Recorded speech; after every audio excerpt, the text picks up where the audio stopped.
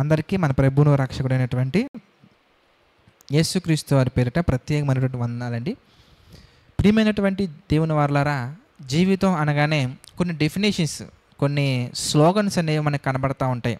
అందులో ముఖ్యంగా నేను బాగా హట్ అయినటువంటిది, బాగా వినటువంటిది ఏంటంటే, లైఫ్ అంటే ఎలా ఉండాలో తెలుసా?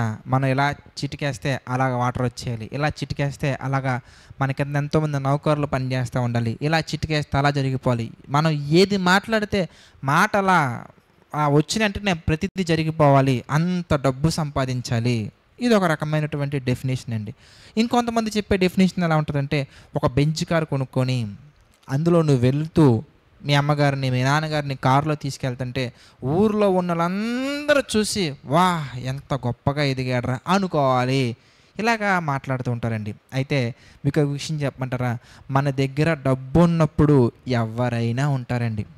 మనసులో ఎన్నో పెట్టుకొని ఉంటారు, పెట్టుకోనోళ్ళు ఉంటారు, అందులో మంచోళ్ళు ఉంటారు, చెడ్డోళ్ళు ఉంటారు. కానీ వాస్తవంగా మనం ఆలోచిస్తే డబ్బున్నప్పుడే ఏ రిలేషన్ అయినా ఏర్పడుతుంది, ఉన్న రిలేషన్స్ బలపడతాయి. అది మాత్రం నిజం. కానీ ఇంకొక కోణంలో మనం ఆలోచిస్తే, ఒకవేళ ఆ డబ్బే కనుక మన దగ్గర లేకపోతే వాళ్ళు నిజంగా మనతో ఉంటారా? ఒక్కసారి ప్రశ్నించుకోండి. ఒక్కసారి మిమ్మల్ని మీరు ఆలోచించుకోండి. బయట మనం చూస్తూ ఉంటాం కదా, 15 లక్షల అప్పు ఉన్నటువంటి ఒక వ్యక్తిని ట్రీట్ చేసే విధానం ఎలా ఉంటుంది, 15 లక్షలు సంపాదించినటువంటి వారిని ట్రీట్ చేసే విధానం ఎలా ఉంటుంది? రెండింటికి డిఫరెన్సియేషన్ మీరు ఆలోచించండి. అంటే ప్రతి ఒక్కరూ కూడా మన వెనకాల డబ్బునే చూస్తారండి. అయితే నిజమైన జీవితం అంటే ఏంటో చెప్పమంటారా? చూపించమంటారా? మీకు చెప్పడం కాదు కానీ మీకు చూపిస్తానండి. సమస్తాన్ని నష్టపరుచుకొని పెంటతో సమానంగా ఎంచుకొని తనకున్న పదవిని, ఆస్తిని, అంతస్తుని, హోదాని అన్నిటిని విడిచిపెట్టి క్రీస్తు కొరకు యథార్థంగా, నమ్మకంగా బ్రతికినటువంటి వ్యక్తులలో ఒక వ్యక్తిగా మనకి పౌలు గారు కనబడతారండి. పౌలు గారి దగ్గర ఆస్తి లేదు కానీ ఆత్మ సంబంధమైన పెద్ద కుటుంబం ఉందండి. ఆ ఆత్మ సంబంధమైన కుటుంబం గురించి పౌలు గారు మాట్లాడుతున్న మాట మనం చూస్తానండి.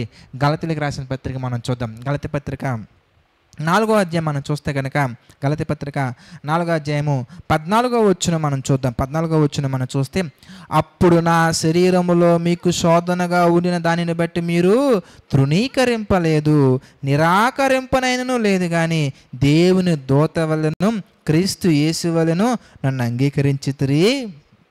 మీరు చెప్పుకున్న ధన్యత ఏమైనది? శక్యమైతే మీ కన్నులు ఓడబీకి, చూసారా చక్కగా ఉందో, నాకు ఇచ్చి వేసి ఉందిరని మీ పక్షమున నేను సాక్ష్యం పలుకుచున్నాను. అంత అద్భుతంగా చూసుకున్నారండి.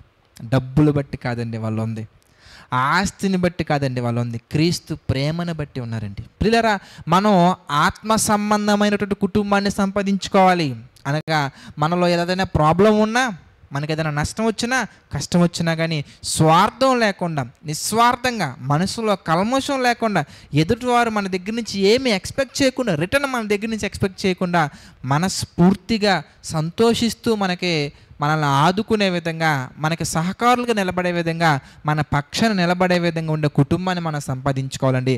అది ప్రపంచంలో ఎక్కడ దొరకదండి. కేవలం క్రీస్తుని అంగీకరించిన మనుషుల దగ్గర మాత్రమే దొరుకుతుంది. క్రీస్తుని అంగీకరించినటువంటి వాడు మాత్రమే బలంగా ఒక విషయం నమ్ముతాడు. అదేంటంటే, నిన్ను వల్లే నీ పొరుగు వారిని ప్రేమించుము. మరొక మాట నమ్ముతాడు, నేను మీ కొరకు ప్రాణం పెట్టులాగన మీరును మీ సహోదరుల నిమిత్తం ప్రాణం పెట్టబద్దులై ఉన్నారని దేవుని మాటకు, దేవుని ఆజ్ఞకు లోబడి, ప్రియులారా, ఎదుటి వారిని సొంత కుటుంబం వల్లే భావించి, అంతకంటే ఎక్కువగా భావించి, యేసుక్రీస్తు వల్లే భావించి చక్కగా చూసుకునే విధానంలో ఎంత ఉన్నతంగా ఉంటుందో చూసారా? ఇది మనకు రావాలంటే కష్టపడాలండోయ్. ఏం కష్టపడాలి? ఎంతకీ పెద్ద పెద్ద ఫైల్స్ తీసుకొని ఆ సెంటర్స్కి, ఈ సెంటర్స్కి వెళ్ళి రోడ్ల మీద తిరగటం కాదులే. కానీ ఇది మనకు రావాలంటే శరీరముతో మనం పోరాటం చేయాలి. శరీరాశ, నేత్రాశ, జీవపటం, వీటిని మనం జయించగలగాలి. ఆత్మ సంబంధం ఒక పెద్ద యుద్ధమే చేయాలి. సాతానుతో మనం పోరాటం చేయాలి. వాడు తీసుకొచ్చే ప్రతి దురాలోచనను, దుష్ట సంబంధమైన ఆలోచనను జయించగలగాలి. పరిశుద్ధంగా బ్రతకాలి, నీతిగా బ్రతకాలి, యథార్థంగా బ్రతకాలి, వాక్యాన్ని హృదయంలో ఉంచుకోవాలి, పాపాన్ని జయించాలి, విశ్వాసం కలిగి ఉండాలి. ఇవన్నీ మనం కలిగి ఉంటే కనుక అప్పుడు మనం ఒక విషయం సంపాదించుకోవచ్చండి, ఒక కుటుంబాన్ని సంపాదించుకోవచ్చండి. ఆ కుటుంబం దేవుని కుటుంబం అండి. ఆలోచించండి ప్రియులారా, బెంజ్ కారులో ఉన్నావా లేదన్నది కాదండి. మీరు దేవుని సంబంధమైనటువంటి కుటుంబంలో ఉన్నారా లేదా? దేవునికి అంటుకట్టబడి ఉన్నారా లేదా, దేవునితో రిలేషన్లో ఉన్నారా లేదా, ఇది ఆలోచించండి ప్రియులారా. ఇది నిజమైనటువంటి కుటుంబం అంటే. ప్రార్థన చేసుకుందామండి. ప్రతి ఒక్కరి తలలో ఉంచి ప్రార్థనలు ఏకీభవించండి. ప్రార్థన. దయగల తండ్రి, ప్రేమగల దేవ తండ్రి, ఎన్నో విషయాలను మాకు తెలియజేస్తూ మీ చిత్త ప్రకారంగా నడిపిస్తున్నందుకు కృతజ్ఞతాస్తుతులు చెల్లించుకుంటున్నాం తండ్రి. మీ ఆలోచన చొప్పున నడిపించండి, మీ కృపలో బలపరచండి తండ్రి. మీ చిత్తమైతే గొప్పగా మా తండ్రి దీవించబడుతూ అనేక మందికి దీవెనకరంగా తండ్రి ఇంకా ఎన్నో మాటలు తెలియజేసే ధన్యతను తండ్రి దీనుడైన నాకు మీరు అనుగ్రహించండి తండ్రి. దేవా, ఈ మాటలు విని ప్రభు అనేక మందికి షేర్ చేస్తున్న మీ బిడ్డలందరినీ జ్ఞాపకం చేసుకుని తండ్రి మీ కృపలో స్థిరపరచండి, బలపరచండి తండ్రి. ఈ పరిచర్యలో తండ్రి పార్టిసిపేట్ చేస్తున్న ప్రతి కుమారుని, ప్రతి కుమార్తెని తండ్రి మీ చిత్త ప్రకారంగా దీవించండి దేవా. మీ చిత్తమైతే మేమందరం మరలా కలుసుకుని ఎన్నో విషయాలు ధ్యానించదని తను అనుగ్రహించండి దేవా. సమస్త మహిమ, ఘనత, ప్రభావాలు మీకే చెల్లించుకుంటూ ప్రతిదీ తండ్రి మీ చిత్త ప్రకారంగా జరిగించమని నడిపించమని వేడుకుంటూ మా ప్రభువును రక్షకుడైనటువంటి యేసుక్రీస్తు వారి పేరిటి ప్రార్థన అడిగి వేడుకుంటున్నాము తండ్రి. ఆమెన్. అందరికీ వందనాలండి. God bless you all.